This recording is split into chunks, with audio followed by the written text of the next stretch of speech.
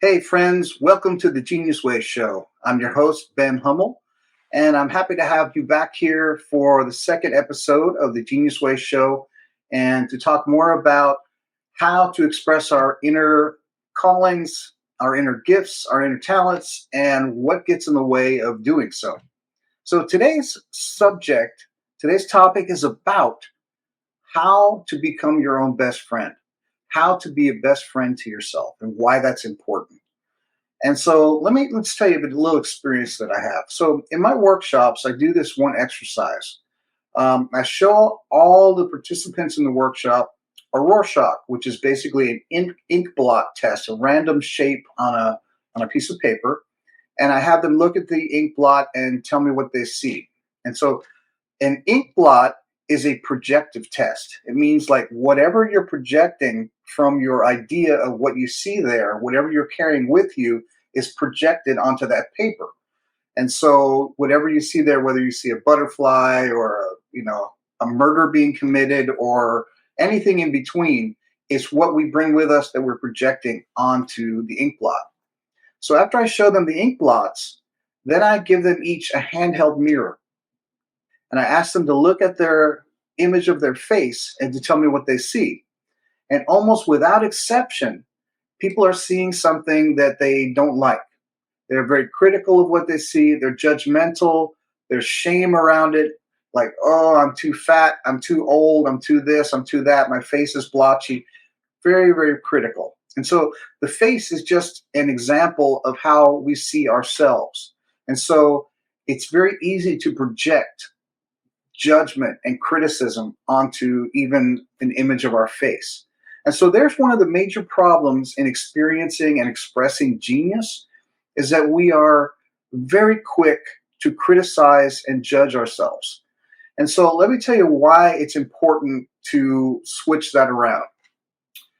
If you're in a personal life journey, personal development journey, which pretty much I'm sure everybody who's watching this show is, I've been on one as long as I can remember, you are going to want to give yourself the best chance possible to develop in any way that you're trying to develop.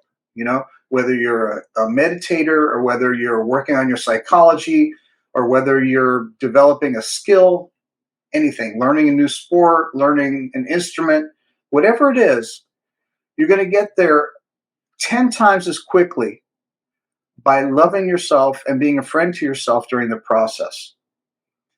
To be able to judge yourself and to criticize yourself as you're doing this completely puts a damper on the whole development process. And so that's why it's important to be your own best friend. So what do I mean by that? So one of the ways to be your own best friend, one of the ways to suspend judgment is to pull a trick out of the workbook of Carl Rogers. Now, Carl Rogers was a humanist psychologist, and he coined the phrase unconditional positive regard. And what he used that for was his technique in therapy was to support the client regardless of whatever feelings they were having. In other words, he didn't insist that the client or the patient at the time feel any certain way. There weren't any shoulds of how the person should feel, what they were thinking, just supported them unconditionally. Unconditional positive regard.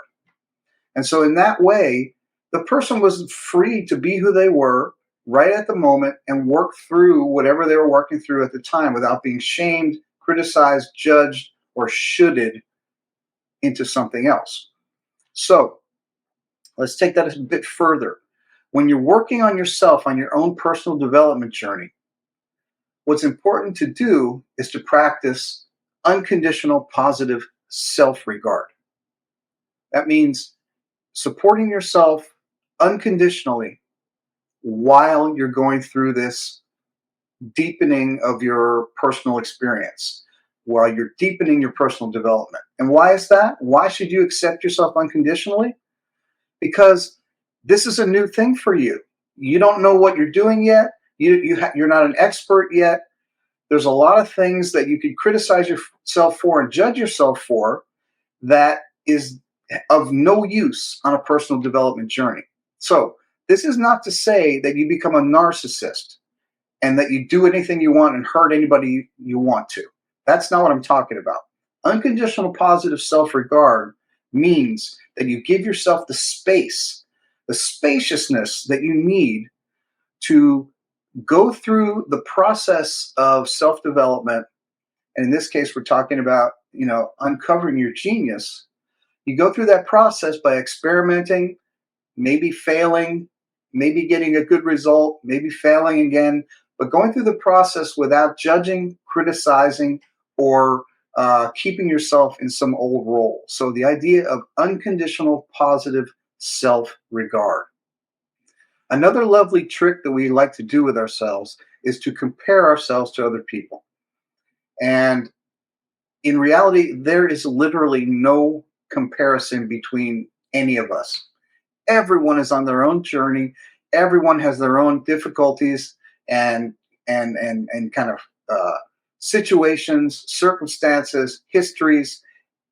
There is no comparison between one to another. So comparison is a way to postpone your development. Comparing yourself is like creating an obstacle where there doesn't need to be one. And so one thing I want to suggest for this, okay, I work with a lot of psychotherapy clients, and almost without exception, I have them do this one very simple thing. I ask them to go and get a picture of themselves as a young child. And so I have them keep it close by on their desk when they're working, just somewhere where they can see it all the time. And the reason for that is that most of the times we're judging ourselves. That judgment, that criticism comes from a really, really old time in our lives. Time when we were really young, where we didn't know anything about anything, and the world was kind of coming at us, and we had no way to know whether we were okay or not, except for the feedback we got from others, right? And so instead of just getting feedback from others and holding ourselves to that old paradigm, I have people take a picture of themselves as they're doing personal development work, keep a picture of their younger self close to them. And when they're going through whatever trial or test or lesson or whatever, and they're wanting to be critical or judging of themselves, I have them look at that picture and ask the question, how does this person want to be treated? Because this is really what we're dealing with here. Underneath every adult, there's this kid. And the kid, almost without exception, did not get supported, did not get encouraged, and is thinking something shameful about themselves as they are. And so using that picture, realize, how do I want to treat this little kid? Because he's there with you right now. How do I want to treat this kid? How do I want to treat that innocent person who needs encouragement, guidance? He needs someone to look out for him, someone to give him a leg up, someone to support him and encourage him. So how do I want to treat that child? That's why I want you to have that picture. So here's a little picture of myself. I think you can see it here.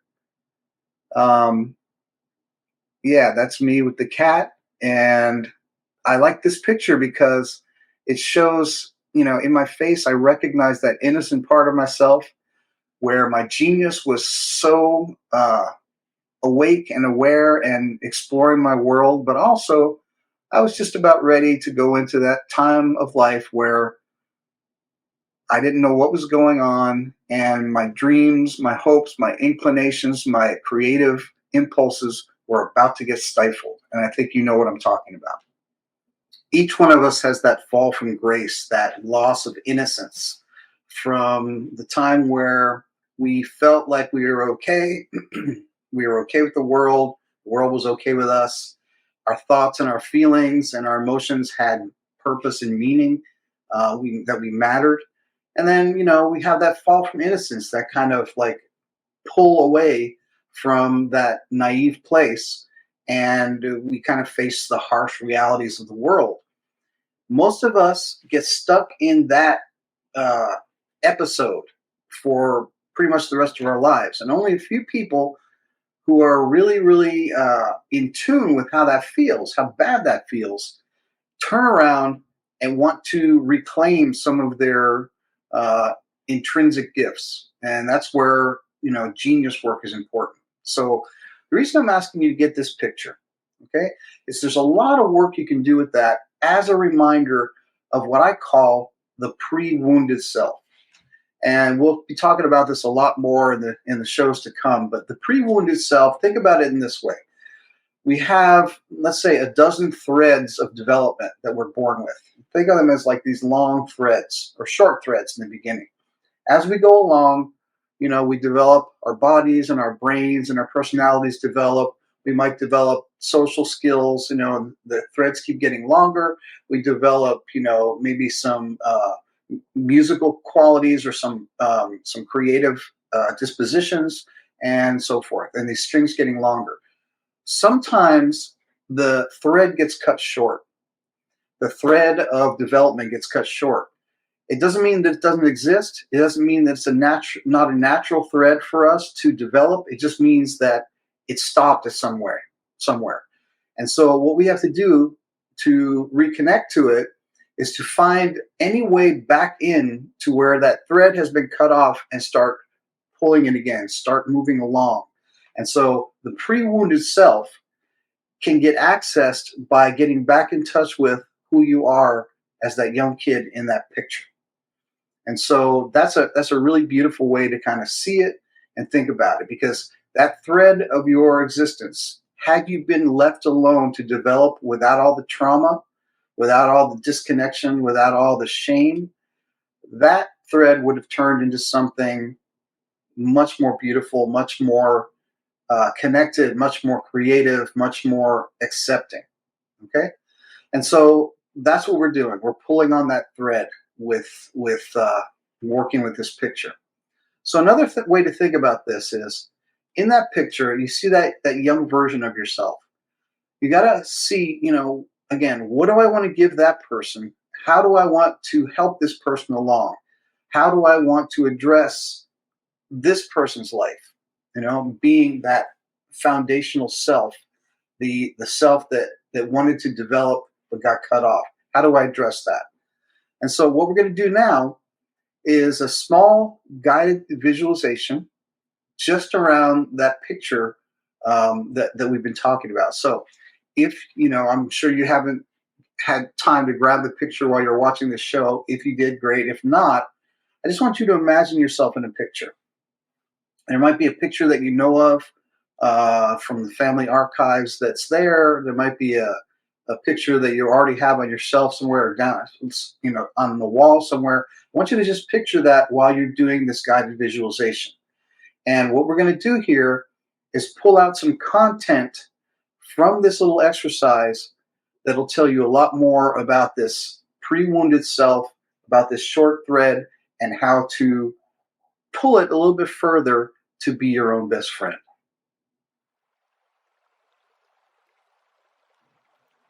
Take a deep breath, exhale, and as you close your eyes, envision the picture of yourself as a young child and become this version of yourself again.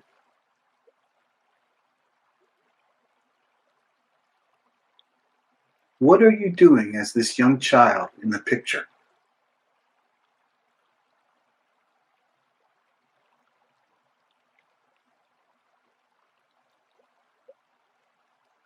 How does it feel to be this person at this stage of your life?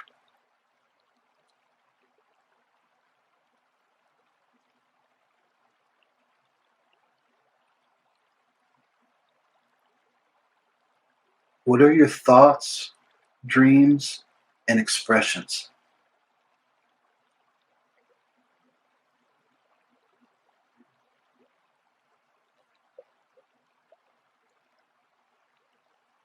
Now imagine yourself as you are now, as an adult, knowing what you know about your life, and stepping into the picture with your younger self.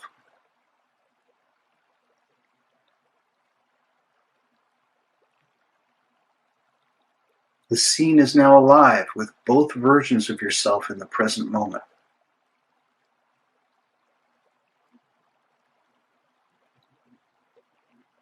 With the insight that you have from your lived experience, how do you feel about this younger version of yourself?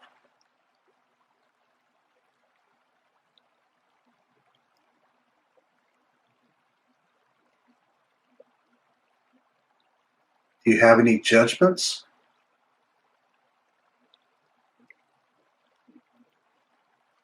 Any criticisms?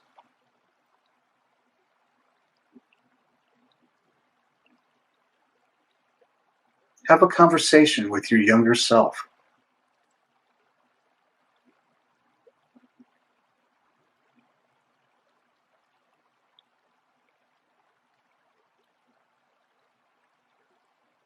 What do you say to them?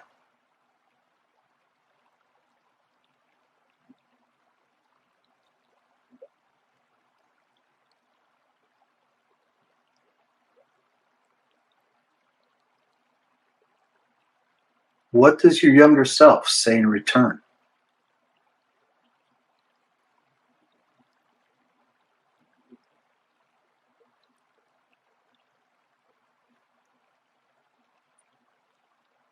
Now, as you prepare to leave the scene and return to your present life, see if there's a gift that your younger self wants to give you to remember your connection to them.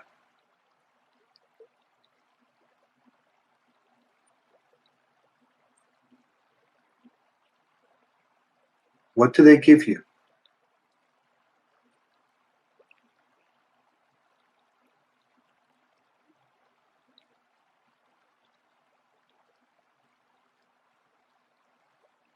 As you slowly come back into this present moment as your adult self, you realize that you can maintain a connection with the essence of the younger part of yourself going forward.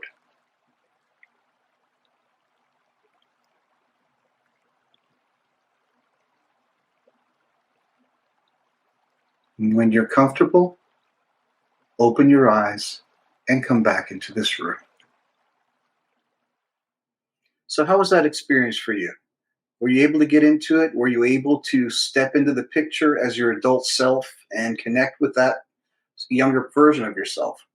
So it's important if you're going to start to be your own best friend, it's important to be able to establish and cultivate that relationship with your younger self because for the most part, we're blocked off. Think about what you used to do at that age. You would probably play spontaneously. You probably had a lot of ideas. You probably had a lot of dreams.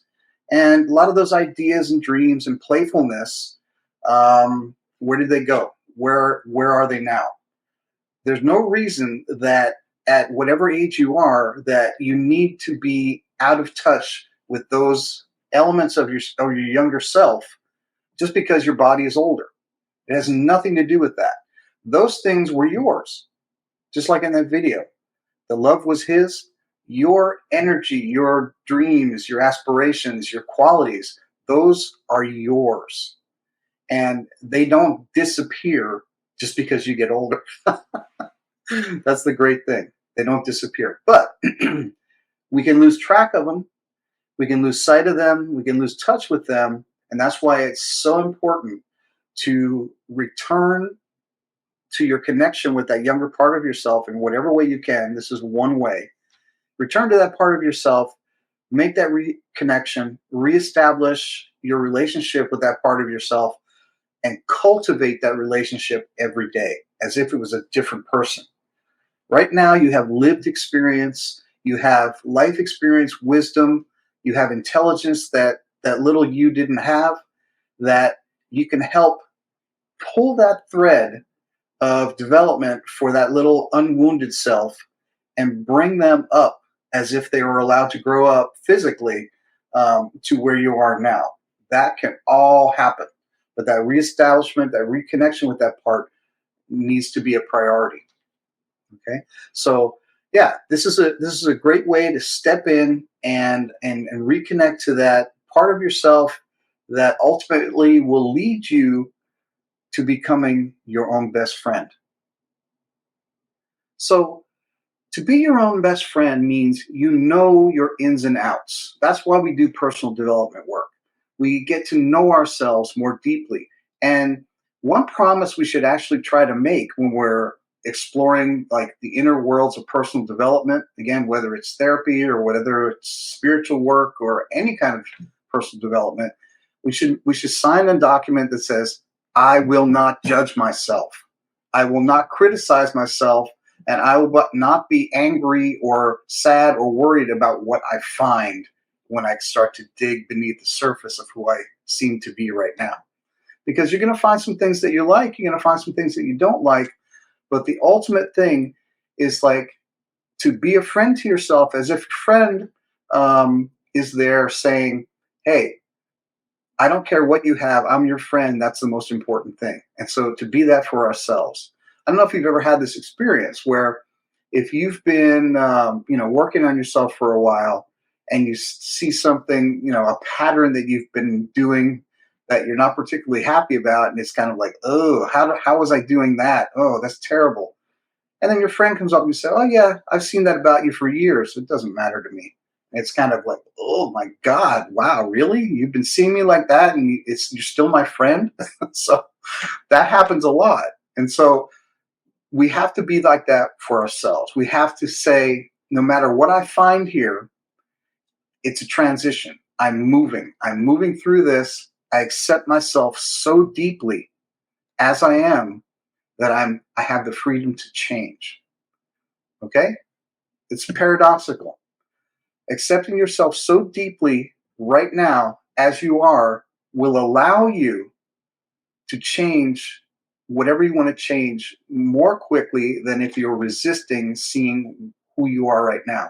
And that's what being your own best friend means. It means looking at yourself with compassion, just like you would look at your best friend or your partner, looking at yourself with lots of kindness and lots of patience as you're going through this really difficult time. No matter who we are, whether we're trying to get enough food to eat or whether we're trying to get some kind of love connection in our lives or whether we're trying to get self-purpose and meaning, all those needs are human needs. No matter where we find ourselves, life is kind of tough lots of the time. Okay. And so developing this knack of being your own best friend is the key to personal development of any kind. So I want to play you a little video clip here from a movie where the character in this movie has gotten that figured out. They've gotten that figured out about being their own best friend and what it really means to kind of accept yourself very, very deeply. So why don't you take a look? I admire you, Donald, I spent my whole life paralyzed, worrying about what people think of me. And you're just oblivious. Well, you're not oblivious. No, you don't understand. I mean that as a compliment. It was this time in high school. I was watching you at the library window. You were talking to Sarah Marsh. Oh, God, I was so in love with her. I know. And you were flirting with her. And she was being really sweet to you. I remember that. And then, when you walked away, she started making fun of you with Kim Kennedy. And it was like they were laughing at me. You didn't know it all? You seemed so happy. I knew. I heard them. Well, how come you were so happy? I love Sarah, Charles. It was mine. That love. I owned it. Even Sarah didn't have the right to take it away. I can love whoever I want. She thought you were pathetic.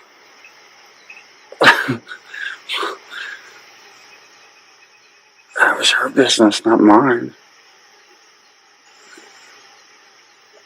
You are what you love, not what loves you. That's what I decided a long time ago.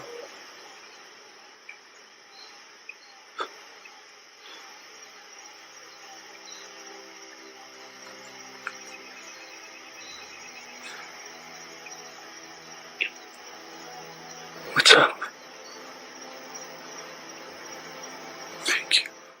So when you learn how to be your own best friend, you walk through your life with kindness towards yourself and insight, and you don't add to the difficulty that the world brings to you. Like this character in the film here that Nicolas Cage is playing.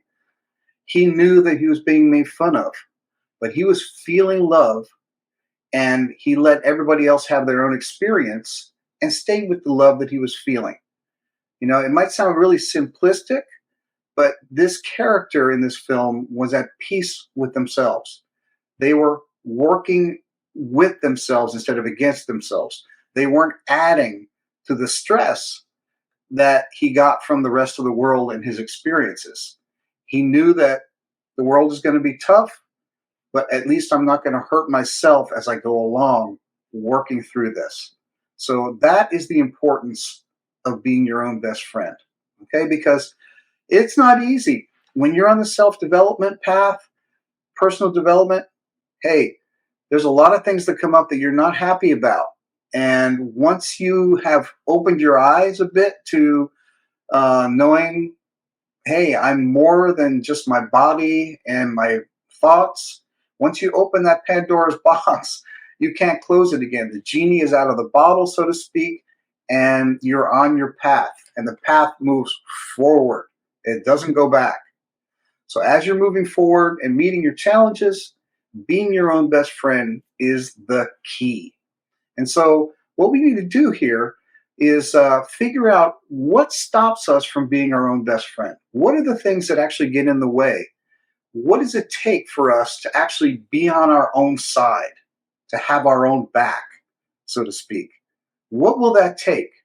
And so you've got to go underneath and find a little layer of that where the self judgment is, where the criticism is, and I'm going to say where the shame is. So, what's the difference between shame and guilt? In a nutshell, guilt is about something that you've done that you feel bad about doing. Okay, I started my backyard on fire by accident when I was playing with matches, and I'm guilty that I did that. I shouldn't have been doing that. Shame is not about what we've done, it's about who we are. And so to have shame means there's something wrong with me intrinsically. And that's why, if you're the kid that went to school and didn't have the cool clothes and you got mocked for it, there's shame there. If you didn't know how to do this or that when you got to school and people made fun of you, there's shame there, and so on and so forth. The shame comes from the idea of who we are. So hopefully at some point along your personal development path, you're going to find out that who you are is far more than your body, than your thoughts, than your past experiences, your traumas. You are far more than that. And the whole idea of genius is that we are something before all of those things happen. And so to get to the layer of genius, you can't look through the lens of shame, like I'm not enough, I'm not good enough, I'm not smart enough, I'm not any of those things. Okay? I'm not deep enough, I don't know enough.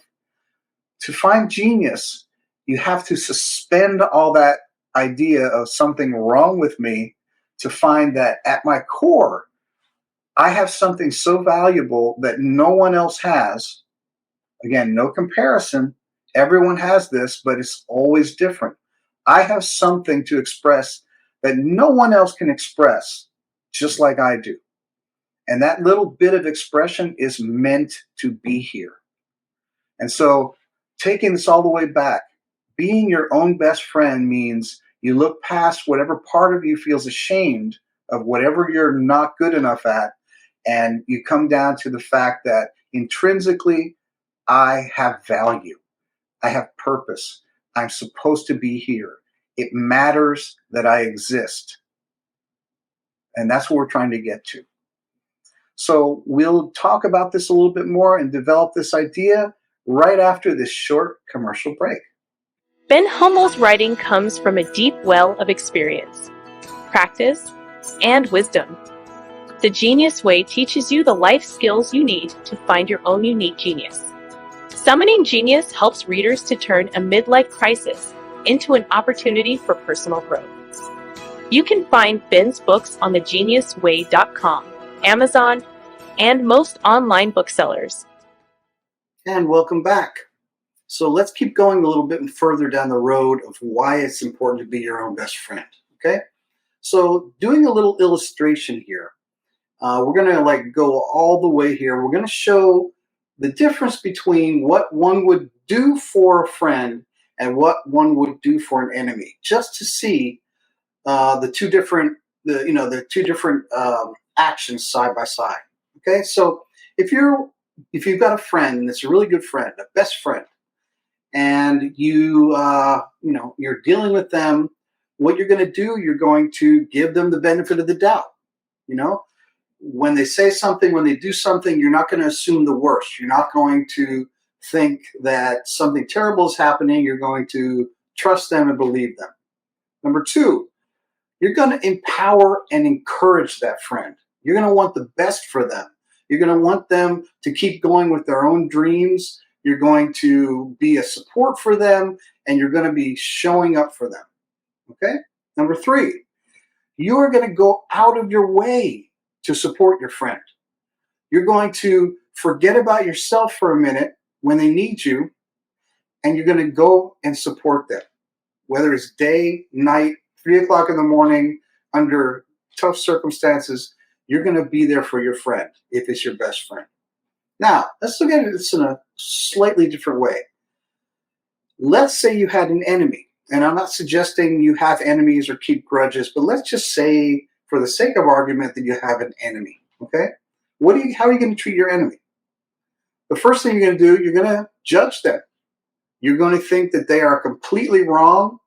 You are going to think that they're, not very good. They're going to be, they're going to have all these negative attributes. Okay? Lots of judgments. Secondly, you're going to criticize them. You're going to see everything they do somehow is wrong, and you're going to find faults. And you're going to, number three, you're going to keep them in a negative light. The enemy there, you're going to keep them always in that kind of negative perspective where they're the bad guy in your life. So I want you to take a close look here. Does anything on the enemy's list apply to how you treat yourself? And if so, you can see where the problem is. Okay? If you're treating yourself, you're judging, criticizing yourself, keeping yourself in a negative light, you're treating yourself not as a friend, but actually as an enemy. You probably treat other people better than you're treating yourself. And I'm talking way down deep here. You might have everything looking good on the outside. I'm talking about the inner aspects of you, the way that you treat yourself within. So these two lists are important, and you might want to spend a little time making your own list to see what you come up with. But these two lists side by side will show you whether or not you are actually befriending yourself. And befriending yourself means giving yourself the best possible advantage on your personal growth journey. Okay? That's what this is all about. How do we give ourselves the best chance to do this sometimes very difficult work? Okay? Being your best friend is the key. So let's get into the challenge question for this week. And of course, it's going to be around being your own best friend. And what I would like to ask you is, what is one thing you can do today to be a best friend to yourself? We talked about a lot of different ideas today. We talked about that picture that you're going to get to help you do your inner work. We talked about the difference between being a friend and an enemy. Lots of ideas out there today. So I'm sure something has occurred to you. So I want you to kind of dwell on this and tend to this little question. What can I do today to be a better friend to myself? Just let that percolate and resonate and see what you come up with. When you do that, try to do that a little bit every day until our next meeting. Okay? That's a really good little practice. It won't take long, but now that you're aware of this issue, you're going to see it everywhere. So you're going to be aware of ways, firstly, where you're not befriending yourself. When there's some of those ways that you're treating yourself like an enemy. And so this week, we're going to flip that around and start befriending yourself so that you can get to the good stuff. You can get to that layer of genius down there that has something in particular to say that only you can say. It lives way underneath there, past the shame, past treating yourself badly, and past any fear that you don't actually have that beautiful quality. So let's take another little commercial break, and I will come back with our inspirational send-off. Hi, Laura Cross, your host for Mindful Mondays, every Monday at 1 p.m. Central Time, where you can embark on a transformative journey of self-care and ultimate happiness. Tune in to the Voyage to Vitality channel on the Achieve TV network. Mindful Mondays with Laura Cross. Be there, be mindful, and join us on E360 TV.